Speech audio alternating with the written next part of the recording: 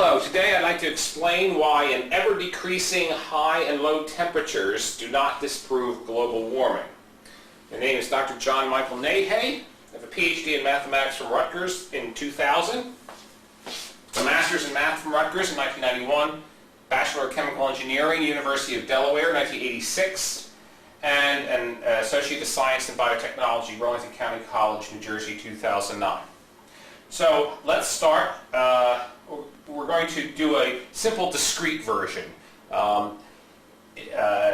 involving a piecewise linear function to describe a situation in which you can have infinitely many low and high peaks and valleys, but the average temperature increases. So let as script n sub naught equal non-negative integers. Script n without the naught is positive integers, and likewise script r with a naught and a plus means the non-negative reals, and you take away the naught, r with superscript plus means just the positive reals. Okay, so let capital U be a subset of the positive non-negative integers, and let it have a positive density rho, which will be a number between 0 and 1. So, which means define for each non-negative integer n, u sub n to be the number of elements k in U such that k is less than or equal to n minus 1 and greater than or equal to 1. I just had to make it, the normal definition is to make this n, but I had to make a slight adjustment here. You'll see why later on. Define density rho then to be the limit of u sub n over n as n goes to infinity. Now choose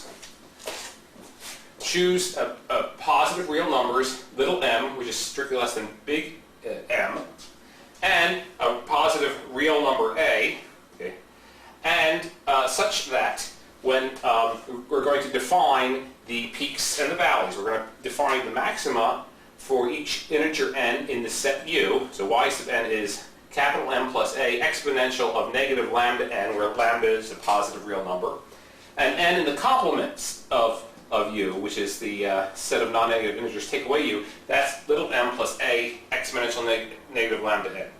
So this implies that for n prime and n in U, if n prime is bigger than n, then y sub n prime is strictly less than y sub n. That means the maxima decrease forever. And likewise, if n and n prime are in the complement of U, then n prime being bigger than n implies y sub n prime is strictly less than n. So the minima also decrease. Theorem. So choose the initial value of y, which represents the absolute temperature, to be the midway point between little m and capital M. So it's m plus m over 2 plus a. So it's midway between these two, the initial values of these two exponentially decaying curves. Okay? If the density rho of the set U of integers is strictly bigger than 1/2 plus capital A over big M minus little m, then the limit of the average temperature as time x goes to infinity, that limit will be strictly bigger than the initial value y naught. Okay? So all we're doing here is making a piecewise function. We're going to make a piecewise linear function which has as its maximums, we joined at these maximum points which occur at x values which are integers which lie in the set U, okay? And to those minimum values which equal the lower decaying exponential at values of x when x is an integer but not in U, in the complement of U. So that's all we're doing here. We're just making this piecewise function. And the heart of the theorem, it certainly says that if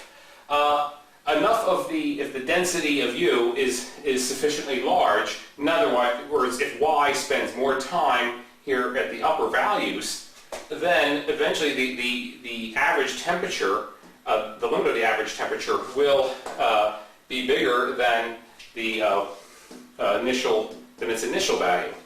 Now I haven't drawn such a, I don't think I've drawn this to scale, okay,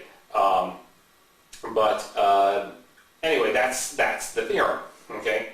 So yeah, so if U is large enough here, in fact, the average temperature, it spends more time in the upper temperatures, and it is possible that the average can actually exceed Y naught in the limit as time goes to infinity. So that's the basic idea, but we just have to run through the details to make sure everything checks out. Okay. Proof. So for each non-negative integer k, define this function y of x to be y sub k plus 1 minus y sub k, which we defined earlier, times x minus k plus y sub k, where x is between k and k plus 1. Okay, so we're just going to connect those maxima and minima together. Okay. Then the average temperature, gamma sub x, capital lambda sub x, is defined to be 1 over x integral 0 to x of y of t dt. That's equal to 1 over x of the sum of k equals 0 up to the greatest integer less than or equal to x minus 1 of the integral from k to k plus 1 of y of t dt, plus the integral from the greatest integer of less than or equal to x up to x of y of t dt. So when x is a number between 0 and 1, the greatest integer less than or equal to x is 0, then you have 0 minus 1. This summation drops out, and you have just this piece. But for all x greater than or equal to 1, you do have a term there. Okay. So the average temperature, this function here, splits apart in this way.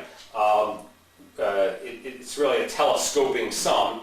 This becomes the sum from k equals 0 to the greatest integer less than or equal to x minus 1 of y sub k plus y sub k plus 1 over 2, plus the integral from the greatest integer less than or equal to x up to x of y of t dt. Okay. So this becomes 1 over x times the braces go here to here. First term in the brace is y sub 0 plus y at the greatest integer value of x, or greatest integer less than or equal to x, over 2, plus the sum of yk from k equal 1 up to the, again, this greatest integer function minus 1. And again, here was the collapsing terms, because you get a y sub 0 plus a y1, and then y1 plus a y2. Okay. And then this integral becomes 1/2 y at the greatest integer value of x times x minus what you call the real part of x. I don't know what you call that, the real part, the fractional part. Plus 1/2 y, again at the greatest integer function of x, plus 1 minus y at the greatest integer function of x, times the fractional part of x squared. Okay. So let's examine this first summation. The sum of yk from k equal 1 to 1 less than the greatest integer less than or equal to x. Okay. Well, we split that sum into two parts. Those k, indices k, which are in the set U, okay, and those k, which are not in U. Okay. Well, for those k which are in U, where U suggests upper, meaning yk takes the upper value, capital M, plus a exponential negative lambda k, okay, and then in k not in U, y sub k takes the lower value, the little m, plus a exponential negative lambda k. So if you sum here, you've got exactly u sub the greatest integer value of x, less than or equal to x. That's how many terms are in the summation. That was how we defined the little u before. Okay, and likewise here, the number of terms in this summation is simply the total number of terms in k strictly greater than 0 and strictly less than this greater integer function of x, which is, of course, just the greatest integer less than or equal to x minus 1, okay, minus the u sub greatest integer value less than or equal to x.